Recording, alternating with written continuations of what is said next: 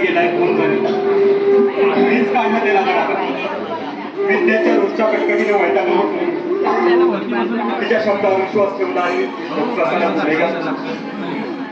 त्याच्या निस्वार्थी नात्याला कलंकित केलं. आजवर ज्याने आमच्यासाठी जे कष्ट केलं त्या रघु काकाच्या जीवाला काय वाटलं. दिनेश तुला रात्रंदिवस शिकतोय पण त्याचा काहीच ठाव ठिकाणा लागत एखाद्या वेळी रघु काका आपल्या जीवाचं नाही राहत. रघु काका असं काही नाही करत. मला खात्री आहे आम्हाला कोणाला नाही निदान तुला भेटण्यासाठी रघु काका तू आज विश्रांती घे जा. मला एकट्याला घर खायला शेवट मिळाली की अधूनमधून माझ्याजवळ यायचं तिने विचारपूस करायची. गेल्या 2 दिवसात माझ्याकडे कोणी फिरकलं सुद्धा नाही. माझ्याबद्दल काही ना काही सांगून चांगले कळण भरावा माझ्या नवऱ्याचे. त्यांनी आपल्या बायकोला घरातून बाहेर काढली की मनात समाधान होईल तुमच्या. त्यांच्या टाळूवरून हात फिरवून धिंगाणा घालायला मोकळीच नाही. तुझ्याबद्दल कोणीही बोलत नाहीये. बस स्वतःकडून घेऊ नकोस. माझ्याबद्दल नाही तर कुणाबद्दल बोलणं चाललं होतं एवढं. मी नाही तरी बरं वेळच्या वेळी भोजनाचं ताट मी उठवत होते. आणखी काय सेवा करायची हो आपली. खाल्लेल्या कुत्र्याच्या पुढ्या वेळच्या वेळी आपण काहीतरी खायला ठेवतो. तुमच्यापेक्षा कुत्र्याची जाती मान खायला घालणाऱ्यावर भुंकत नाही. इतकी सुद्धा किंमत तुझी नाही या घरात. खाल्लेल्या कुत्र्याने काही खाल्लं खरं जीवाला लागतं आपलं. रघु काका गेल्यापासून अन्नाला स्पर्श देखील केला नाही. तरी तू एका शब्दाने मला विचारलं नाही. कुणाच्या घशाखाली घास उतरत नसेल ना तर पाठीने मोबाईलला तेवढी श्रीकांत टेकडी नाहीये बाबा. रघु काका गेल्यापासून तू जेवला नाही. रघु काका परत आले जेवायचं नाही ते ठरवलंय. बघा खायला घालणाऱ्यावर नाही पण त्या कुणीच चोर लपवल्या माणसावर किती माया आहे ती बघा. रघु काका बद्दल नाही तुझ्या मनात राग आहे. अरे बाबा माझ्या मनातला राग कधीच जाणार नाही. तुझ्या त्या रघु काकाच्या अंगात चोरी नसती तू गुन्हेगार नसता तर सगळे समोरून उजळ हाताने गेला असता. असं तोंड काळ करून लपून बसला नसता. एक वेळ दगडाला पादर कुटेल होईल परंतु तुझ्या कठोर काळजाला कधीही पादर फुटणार. इतकी निर्दयी आहेस तू. काही नाही कधी पाठी मागून जायला. अहो तो तुमच्या बायकोला निर्दयी कठोर कायद्याची म्हणाले त्याचं तुम्हाला काहीच वाटत नाही. काय करू जीव देऊ की तुझ्या पायावर नाक घासू. तुझं वागणंच घर नाही. आता तुम्हाला सुद्धा माझंच वागणं दिसायला लागलं. नाहीतर का तुझ्या प्रेमाच्या मोहपाशात अडकून लग्न केलं. संसारातलं सुख उपभोगण्याऐवजी तुझ्या वागण्याचे टक्के सहन करावे लागतात मला. घरातल्या प्रत्येकाला दुखवलं. रघु काकाला घराबाहेर पडायला लावलं.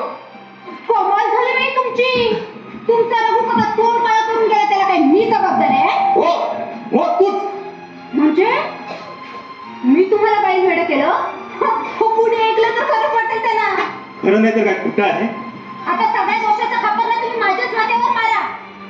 बायको काय वाटते ते सांगते. नवऱ्याला पटतं म्हणूनच नवरा ऐकतो ना. मी सांगितलेलं ऐकायला तुम्ही काय तुमची अक्कल कुठे गहाण टाकली होती की काय. बेशरम माझी अक्कल काढतेस. तुझ्या अशा स्वभावाची मला अगोदर कल्पना असती ना तर तुझं तोंड देखील पाहिलं नसतं मी. हे आता बोलताय त्यावेळी माझं तोंड बघूनच भुलत ना. लग्नापूर्वी मी डोक्यावर बसून नाचव म्हणून सांगितलं असतं तरी नाचवलं असतं. लाज लज्जा सोडून बोलतेस तू विद्या. तुम्ही बोलायला लावता. हो मी मूर्ख आहे ना म्हणून तुला बोलायला लावतोय. मस्ती आली आहे ना मला. तुमचे सगळे डोळं कळतात का मला. आता कंटाळा असेल बायकोचा. भेटली असेल एखादी सुट्टावर बाई. विद्या तसं काही असेल तर स्पष्ट सांगा. चालती हो माझ्या नजरेसमोरून. आता पत्तीशी ठेवणार नाही या जाग्यावर. खरं बोललं ना की असाच राग येतो माणसाला. एवढी एखादी बाई तर तुझ्या बापाची किती आहे का मला. माझा बाप काढायचं कारण हे सांगू शकते. एकदा नाही 1000 वेळा काढेल. पुन्हा बोलून तर बघा. माझ्या बापाचा उद्धार करा. माझ्या बापाचा उद्धार करून तुमच्या दळभद्री घरावर सोन्याची कौलं पडणार असतील ना तर तेवढं पुण्य या. मग तू बाई आहेस की कोण आहेस? इतके दिवस कळलं नाही माझं नशीब खोटं म्हणून असलं जिने जगण्याची वेळ आली आहे माझ्यावर. यापुढे तुझ्या आपल्याचे किती जरी तारे तोडलेस ना तरी तुझ्या शब्दात मला कधीच विश्वास बसणार नाही. स्पष्ट सांगा ना की माझ्यामुळे तुमच्या संसाराची दुर्दशा झाली आहे म्हणून. तुझ्यासारख्या मूर्ख बाईला कळायला हवं होतं. आजच्या आज मी माझ्या आईकडे मागे जाते. कोणाचा हात करून जरी पळून गेलीस ना तरी मला काही फरक पडला नाही. स्वतःच्या बायकोबद्दल तुम्हाला असं बोलवतं तरी कसं? त्याच माहितीची आहेस तू. मी इथून गेल्याशिवाय तुम्हाला माझी किंमत नाही कळायची. तोंड काढा तर माझ्या नजरेसमोर. मी इथून गेल्यावर ना रडत बसू नका. आंघोळ करीन तुझ्या नावानं. एकदा सुटलो म्हणून.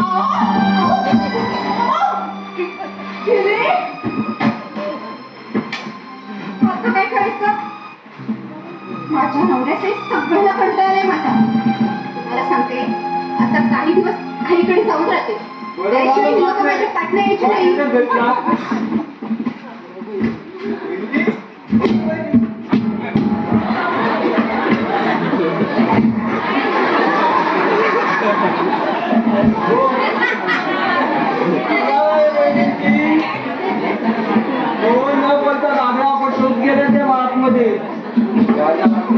चहा प्यायला आलो.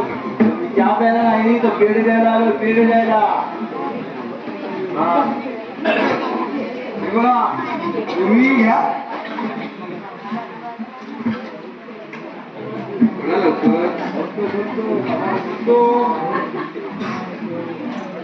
घ्या एक नाही दोन घ्या. बहिणीचं वाटलं ते वेळे घेतल्याबद्दल कुणाकडे पार्सल होतं? हो पार्सल नाही हो. लग्नाचं नाही फक्त पार्सल घेतला.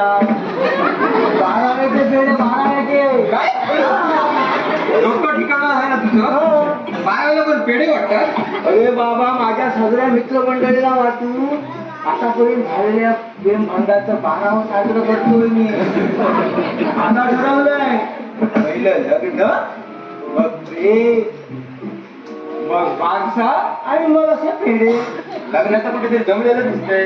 जमलेलं काय फक्त झालंय. फक्त माझ्या भावी पत्नी ना एका फटक्यात मला पसंत केली. लॉटरी लागली. हा ही आनंदाची बातमी ना. माझा खास मित्र माहिती दिन्या त्याला सांगायला आलो होतो. तो खरंच दिसत नाही. बहुतेक तो रघु काकाला शोधायला गेला असणार. बिचारा ती खूप हालत हो. तिकडे तिकडे धावपळ चालू त्याची. दिलेलो असतो पण माझी लग्नाची हजर आहे ना. बरं मी येऊ? हो येतो. हा हो पेढे पाहिजेत का? बरं हे बघा पुन्हा येईल ना तो थोड्यानेच येईल तुम्हाला भेटायला. हा मला लग्नाला मिळालं नाही तर मुळीच लागवणार नाही बघा. हे बघा पण हस्ते परस्ते वगैरे पाठवायला विसरू नका. 1000 रुपये तरी हे कसं विचारणार? हा काय काय लोक ना लग्नाला येतात. हा सगळ्या सोयीला सगळ्यांना भेटतात. तू कशी आहेस ग? तू कधी आहे? तू कुठे राहते?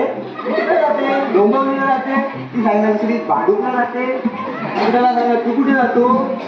मी काय दूर मागला जातो. असं म्हणणार मी जेवणावर ताव मार मार मारला खातच ना. डोळ्याला लागले म्हणजे आणि वयच न देता निघून जातात. म्हणून मी प्रेमाची सूचना.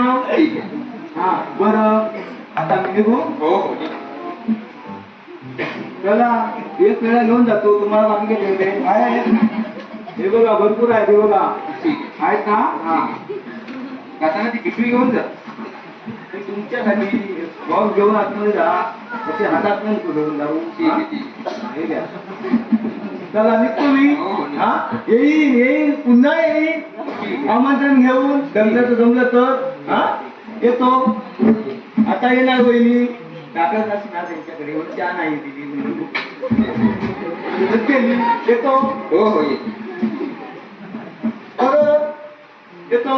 हो येतात. हो निघा जाता संपली आहे.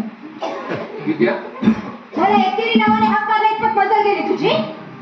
माझ्याबद्दल उगाच गैरसमज करून घेतलायस तू. तुला चांगलीच ओळखून आहे मी. मला तुझ्याशी बोलायचंय. मला तुझ्याशी बोलायची इच्छा नाही. तरीही बोलावं लागेल. माझी इच्छा आहे. मला वेळ नाहीये. मी आजच्याच माझ्या आईकडे चालली. का? माझ्या नवऱ्याला माझी गरज उरलेली ना. तुला गरज आहे ना तुझ्या नवऱ्याची? उगाच तुला तरी ऐकून गेलं. मी काय भारावर पडलेली नाहीये. आईकडे जाईन मी माझ्या. अगं, आईचा विरोध पत्करून लग्न करून तुझ्या घरात आली. तुला आईनं घरात घेतलं नाही तर? आई तुला नक्की घरात घेईल, पण कायमचा आधार देऊ शकणार नाही. अगं, नवऱ्याला सोडून तू घराबाहेर पडली त्या कमलाकर सारख्या कारस्थानी माणसाच्या तू चक्रात अडकून पडशील. कमलाकर सारखी विषारी काळसारखं तुझ्यासारख्या असाय स्थिती स्वीकार करण्यासाठी बाहेर जबडापासून वाट बघत असतात. म्हणजे तुला संशय येतोय माझा? माझ्या बहिणीच्या आयुष्याचे दिंडवळे निघून येत म्हणून वाढवून सावध करतोय तुला. तू मला बहीण मानतो? अरे, स्वतःच्या जन्मदात्याचं नाव सांगू न शकणाऱ्या या भगिनीला तू बहीण म्हणतो? नाही नाही, माझा तरी काही यावर विश्वास नाही. स्वतःच्या अहंकारात ना तुझा कुणावरच विश्वास नाही. हा तुझा दोष नाही. ज्या संस्कारात तू लहानाची मोठी झालीस त्या संस्काराचा दोष आहे तो. लग्नापूर्वी तो कमलाकर तुझ्या आयुष्यात आला होता. त्याला तू फसवलं नाही. त्या नादार माणसालाच तुझी किंमत कळली नाही. मला एका गोष्टीचं आश्चर्य वाटतंय. अशा विश्वासघातकी माणसावर तू पुन्हा विश्वासून मागायला तयार झालीस. त्याच्या मनातील पापी वासना तुला ओळखता येऊ नये.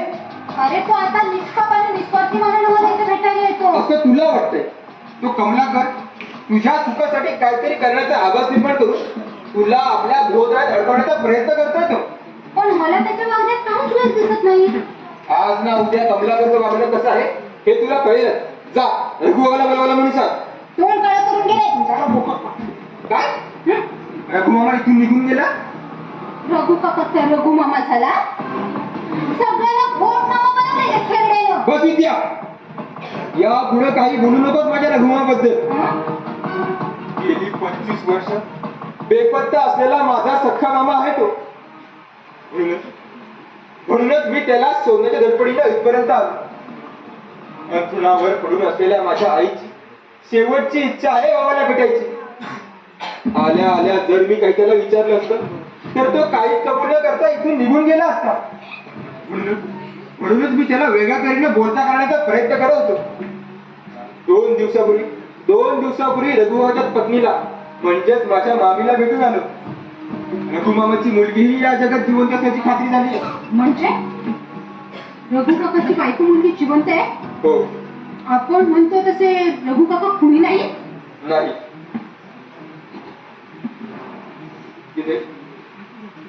त्या दिवशी तुला रघुबाबाने आपल्या दुर्दैवाची कथा सांगितली. तुमच्या नकळत मी ती ऐकली आणि नंतर मला ते सत्य समजलं तर ते काही वेगळंच होतं.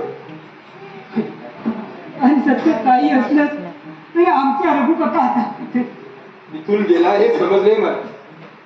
काही माणसाचं दुर्दैव त्यांचा पाठलाग सोडत नाही हेच खरं.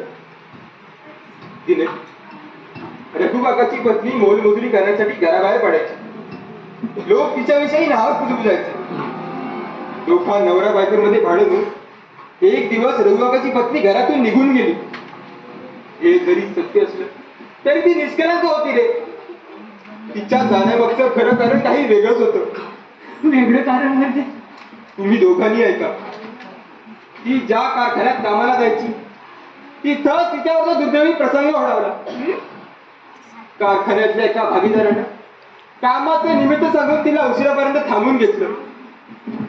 तिथल्या एखाद्या संधी साधून त्या नराधमाने तिला शिरभ्रष्ट केलं. पवित्र मनाच्या आपल्या पतीला आपल्या कलंकित देहाला स्पर्श करू द्यायचं नाही या निर्धारानं ती घराबाहेर पडली. रघुकाकाचा मात्र गैरसमज झाला. त्याला वाटलं ती त्याला फसवून गेली. बिचाराला सत्य काय ते माहीतच नाही.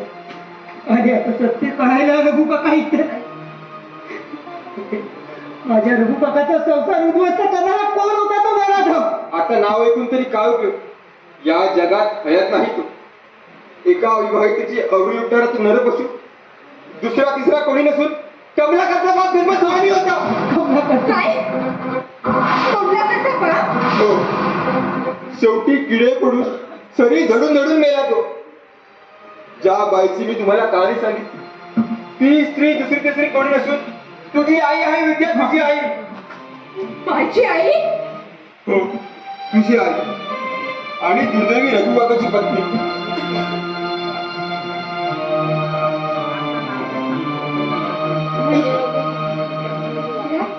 या घरातले सर्वच लोक रघु काका माझा जन्मदाता. हो, कुणाला खरं न वाटणारं सत्य आहे ते. म्हणूनच खात्री पटेपर्यंत मी कोणाजवळ बोललो नव्हतो. 2 दिवसापूर्वी तुझ्या आईला म्हणजेच माझ्या मामीला भेटून सत्याची खात्री पटवून घेतली मी. म्हणजे रघु काका माझा जन्मदाता? हो, तू माझ्या रघुमामाची मुलगी आहे. नियतीनं घडवलेली ही एक अजब कहाणी आहे बघ. काळीच कापीत जाणारी, कानाचे पडदे फाडून टाकणारी, कुणाचाही विश्वास बसतात नाही अशी रक्ताच्या नात्याची कहाणी. नियतीने माझ्या जन्मदात्यावर ठेवलेला सूड आहे. मला समजायला लागल्यापासून मी माझ्या जन्मदात्याबद्दल माझ्या आईला विचारायची. प्रत्येक वेळी तिने माझ्या कबडीत करून मला गप्प बसवलं. माझ्या आईचा मला खूप राग यायचा. माझ्या निष्कलंक आईच्या चारित्र्याबद्दल माझ्या मनात संशय निर्माण व्हायचा. तिने माझी आणि माझ्या जन्मदात्याची कधीतरी चुकून फेडली.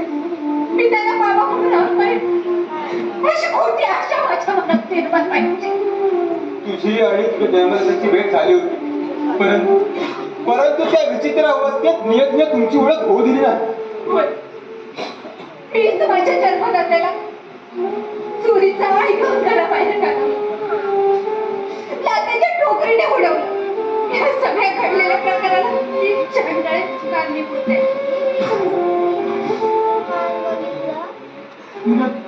माझं तुझ्या अजूनही विचारते. वहिनी रघु काकाची मुलगी आहे, याला पुरावा काय आहे तुझ्या? विद्याची आई अजूनही या जगात जिवंत आहे. तिची भेट होईपर्यंत मी तुम्हाला एक फोटो दाखवतो.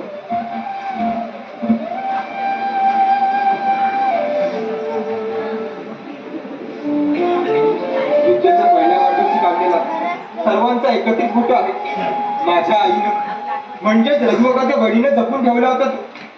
बघा, एका बाजूला विद्याची आई रघु काका, ही माझी आई. बाजूला मी उभा आहे. माझ्या आईनं विद्याला उचलून घेतलंय बघ. म्हणजे हा माझा फोटो लहानपणीचा. आणखी काही पुरावा नको. दिनेश भाऊजी, माझी असंख्य अपराध तुमच्या पोटात तुमच्या रघु काकाला माझ्या जन्मदात्याला शोधून आला. त्याला म्हणा तुमच्या विद्याला तुमच्या खुशीत चिरून रडायचंय. त्याला बाबा म्हणून हाक मारायची आहे. तुमचा आशीर्वाद घ्यायचाय म्हणावं त्यांना. इथून फोनला रेंज नाही मिळायची बघ. चल आपण स्टँडवर जाऊन माझ्या आईला फोन लावूया. कदाचित इथून निघाल्यावर मामा तिकडेच गेला असेल. दिनेश भाऊजी, माझे असंख्य अपराध पोटात करून तुम्ही तुमच्या रघु काकाला माझ्या बाबाने शोधून आणा. यापुढे तुम्ही जसे सांगाल तशीच मी वागेन. माझं मन मला सांगते दुसरे कुणासाठी नाही तर राजूसाठी रघु काका नक्की परत येईल रे. नक्की. विनोद, चल आपण आज तुझ्या आईला फोन लावू. रघु काका जर तिकडे गेला असेल तर. हो, चल.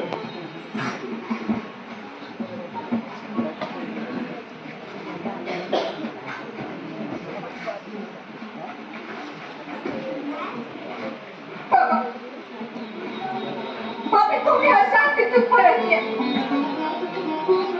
मला तुमची क्षमा मागायची आहे बाबा. मला तुमची क्षमा मागायची आहे. सुनबाई, काय रे भेडे, किती वेळ सांगितलंय तुला मला सुनबाई म्हणायचं नाही म्हणून? तुझ्यासारख्या 1.5 तावडीच्या लोकांना मला सुनबाई म्हणायला आमच्या प्रतिष्ठेचं दिवळ वाचलेलं नाही. चुकलो सुनबाई, चुकलं माझं. पुन्हा नाही बोलणार. काय रे भेडे, काम धंदा करायचं सोडून त्या त्याच्या खोलीत काय करत होतास? रात्रभर जागरण झालं होतं. थोडी चक्कर आल्यासारखं वाटलं म्हणून. विश्रांती घेत होतास ना? अरे अशी थोडी थोडी विश्रांती घेण्यापेक्षा एकदाची कायमची डोळे मीट आणि घे ना चिरशांती. तू सुटशील आणि तुझ्याबरोबर आम्हीही. ते काय माझ्या हातात आहे बाईसाहेब. रघु काका, घरात ठेवलेले पैसे तू उचललेस? अहो उचललेस काय? चोरलेस काय म्हणून विचारा. उचलेला त्यांचा काय संबंध? बाईसाहेब, मी कुणासाठी करणार चोरी? या जगात आहे कोण माझं? इतकी वर्ष कुणी नाही असे सांगूनच बायको मुलीला सोडून इथे राहिल्यास ना? ठेवली असशील एखादी बाई. चोऱ्या करून तिची भर करत असशील. बाईसाहेब, बाईसाहेब, कसला आरोप करताय तुम्ही माझी? आनंदी, आजवर तुम्हा पोरावरील वेळा मायेपोटी सुनबाई बोलत होती ते सगळं सहन करत होतो. आता मात्र माझ्या सहनशीलता अंत झाला.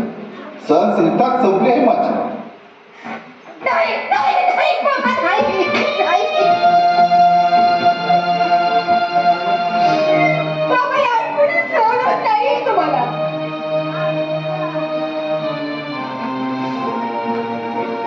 मीच कर्मचारी पावलं पावलं तुमचा अपमान करत आहे. मी कधी विचार केला नाही तुमच्या मनाचा. मी तरी काय करू बाबा? तिने आपली ताटातून केली. समाजातील एका विषयाने काय सरपण माझ्या आयुष्य 40 ते कलंकित केले. आपलं आयुष्य उद्ध्वस्त झालं बाबा. संधी मिळाली ना की मी त्या काय सरपणात नक्कीच लढा शिकेल. त्याला खरंच नाही सोडणार आहे.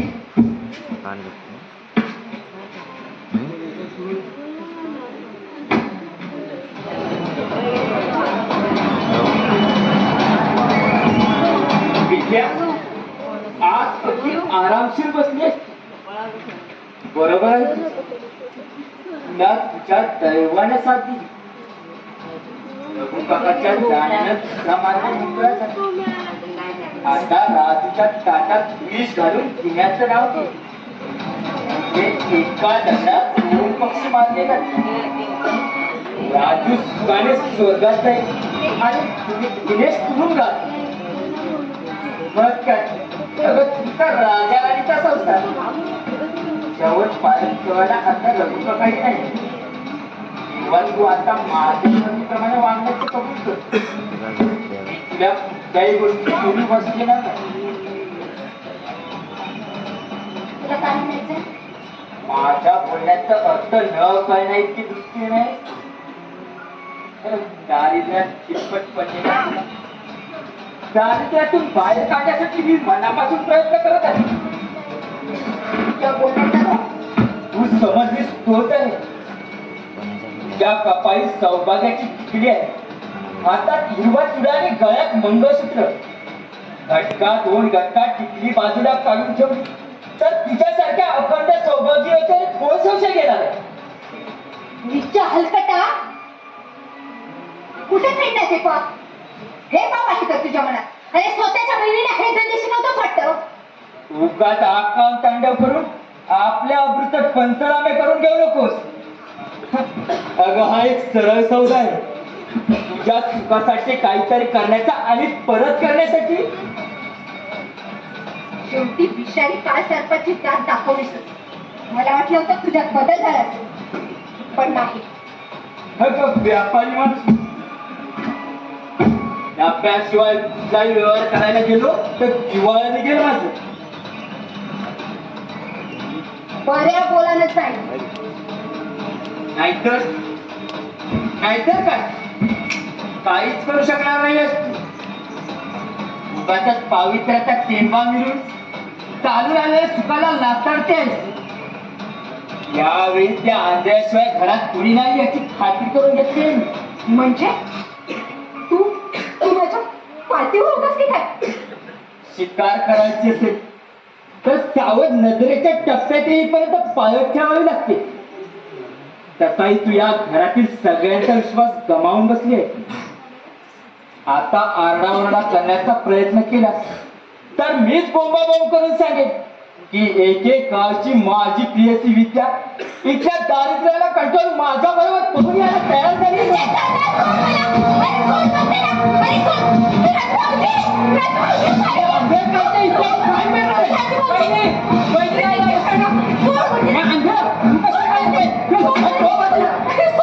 झालं तुझ्या डोळे कुठले ते माणसं तुझ्या उघड्या डोळ्याने बघवला नसता प्रकार तुला काय वाटलं हा रोगा मेला तुझ्यासारख्या पापी माणसाला भोगूर होतो म्हणून आनंदाला तुझ्यापासून सावध राहण्याचा आधी विचार होता आणि माझं ऐकलं नाही तर नीट लक्षात हा रघु का मेला तर या घरांच्या अबूला कलंकित करून बघणाऱ्या गिधाडाचे पंख छाटाने या घरच्या भोवती कायमचा गुटमाळ झाला यासारखं कुत्रा कुत्र्याकडे काही करू शकत नाही हे फुटणाऱ्या कुत्रा नाही विषारी नाग आहे हा नाग अशा नागाला खेचून घराबाहेर घालणे असं काय नीट लक्षात ठेव एक संधी हुकली असली तरी दातिवंत शिकारी आपल्या शिकारीचा पाठला केव्हा सोडत नाही काय? सारख्या मला घेऊन गेले ते? राजू बेटा तू आला मला खात्री होती माझा रघु बाबा मला भेटायला आला म्हणूनच तू आल्याशिवाय जेवायचं नाही असं ठरवलं होतं राजू बेटा असा अनुभव राहतो असं केलं तर देव आपल्याला राहतो तू आता परत जाऊ नको मग मी नाही रागवणे म्हणलं राजू बेटा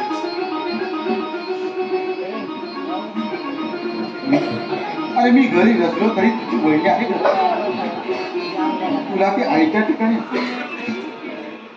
अरे किती झाला तरी मी पालखा या घरात राहिलो काय आणि गेलो काय सांग या घरची माणसं जन्मभर तुला साथ तुझी वहिनी तुझ्यावर रागवली तरी तू मात्र तिच्यावर रागवायचं ना हे काय बाई तुम्ही रडताय तुमच्या डोळ्यात पाणी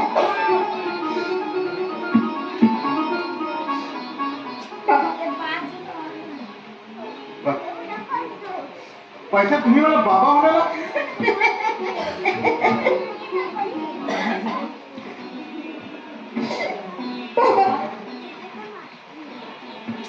बाबा मला बाईसाहेब पडू नको माझ्या थोपाडीत मारा जन्मदाते नामकरण विद्या मला मारा बाबा होय बाबा मी तुमचीच मुलगी आहे एका घरात राहूनही आपल्याला आपली ओळख पटली नाही बाबा आपलं नातं समजलं नाही मी तुझ्या मनात असतं ते करणार तू या घरात आलीस त्याच वेळी माझ्या मनाला फास परंतु 2 वर्षाची असताना काका तू झाल्या कुठल्या आधारावर मी माझी पोर समजणार होती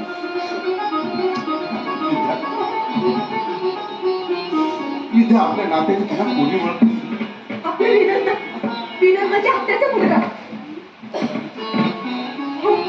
म्हणजे माझ्या माईची तरीच माझी ओळख करून घेण्यासाठी माझा पिच्छा पुरत होता बाबा अहो तुम्हाला बोलतं करण्यासाठी त्याचंही सगळं चाललं होतं विनोद आपल्या माझ्या आईला भेटून आल्या तुम्हाला वाटतं का तशी माझी आई नव्हती हो बाबा विनोद सगळं सांगेल तुम्हाला हा फोटो बघा माझ्या लहानपणीचा वाढदिवसाला काढलेला या फोटोमुळे आपली ओळख पटली बाबा ओळख मला फार उशीर झाला बाबा उशीर झाला असला ना तरी तुम्ही आणि मी माझ्या आईला भेटायला जाऊया आपल्याला भेटून तिला खूप आनंद होईल बाबा हे काय बाबा अहो मी इतकी बोलते आणि तुम्ही काहीच का बोलत नाही यार काय बोलू पोरी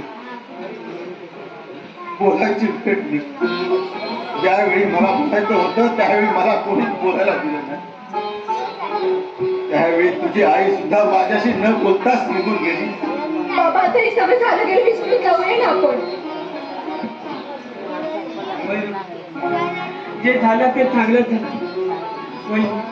वहिनी तू आधी माझ्या रघु काकाला काहीतरी खायला दे. बोलण्याच्या ओघात राजूला विसरून गेली. विद्या, तू याला थोडं घेऊन जा आणि जेवण. रघु काका आपण दोघं एकत्र बसूया जेवायला. नाही बेटा नाही. तू आधी पोटभर जेवल्याशिवाय मी अन्नाला स्पर्श सुद्धा करणार नाही. मी थोडा वेळ विश्रांती घेतो. तू जा, जेवून जा. सावकाश या. विद्या, काय बाबा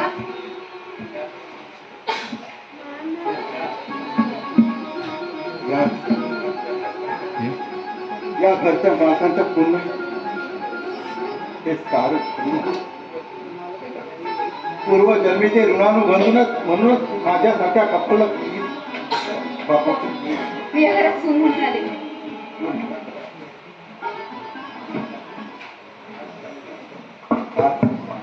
असतात आपल्यात नसले तरी तुझा जन्मदाता बाप एक तुझ्याकडे वचन त्याने मुलाप्रमाणे सांभाळतो. तू तुझा पाठचा भाऊ म्हणून त्याचा सांभाळ त्याला कधी दूर नकोस. बाबा बाबा मी तुम्हाला वचन देते. राजू भाऊजींच्या यापुढे मी माझ्या पाठच्या भावाप्रमाणे सांभाळ करेन. तुझ्याकडून हे वचन घेण्यासाठी मी आज परत आता माझ्या आत्म्याला शांती मिळेल. आपल्याला असं का बोलतोस रघु काका? रघु काका कुठे गेला होतास तू? आधी तू राजूला चला राजू. सावकाश.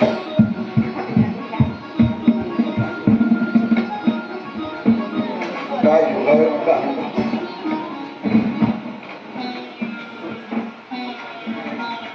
सुनबाईच्या नात्याने या घरात आलेली माझी मुलगी असून मी तिचा जन्मदाता बाप. काय?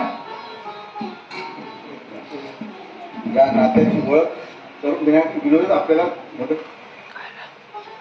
थोडा वेळ राहायचं. ठीक आहे, जा तू विश्रांती घे.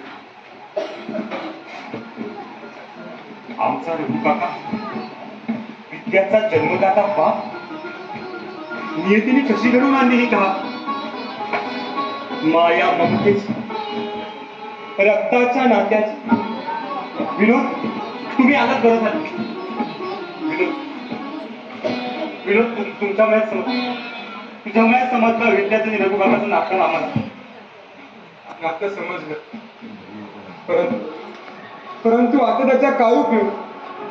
माझा रघु मामा आला, परत आलाय तो. मला खात्री होती आमचा रघु काका आम्हाला कुठेही सोडून जाणार नाही याची मला बरोबर खूप खात्री होती. रघु काका परत आला? अरे कसं शक्य आहे? अरे असं का बोलतोयस तू? मी सांगतो. माझ्या आईला मी आताच फोन करून आले. रघु मामा तिच्या बहिणीला भेटायला तिकडे गेला होता. पण काय विनोद? आपल्या बहिणीला भेटून झाल्यावर रघु मामा तिथून निघाला आणि तासाभराचा ते दुःखद बातमी कानी पडली. रघु मामानं रेल्वे खाली उडी देऊन आपल्या जीवाचा शेवट करून घेतला. अरे आपल्याला तिकडे निघायला हवा आनंद. अरे असं का बोलताय तुम्ही? अरे तुम्ही फोनवर कोणाशी बोलला? आमच्या शेजारी नाना दुकानदार आहे, त्यांच्याशी बोललो मी. नाही, हे खरं वाटत नाही.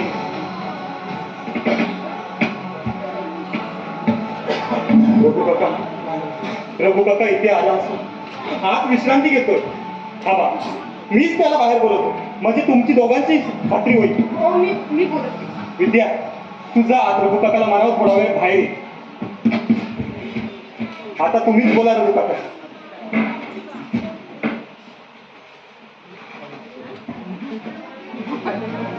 आता तुमचे गैरसमज दूर होते. तुम्हीच बोला ना रघु काकाशी. तुम्ही असं का बोलताय?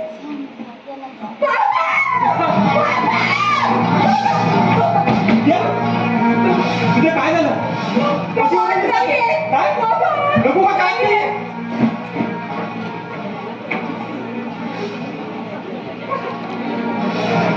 विनोद, विनोद सांगते ते खरं आहे.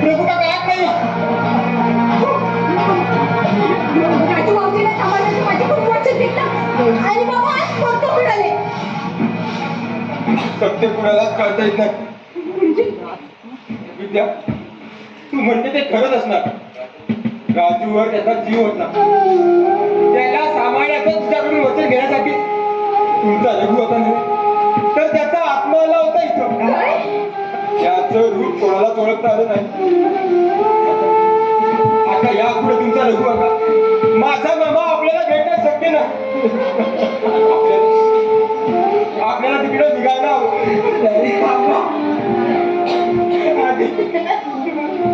आधी मला काय झालं माझ्या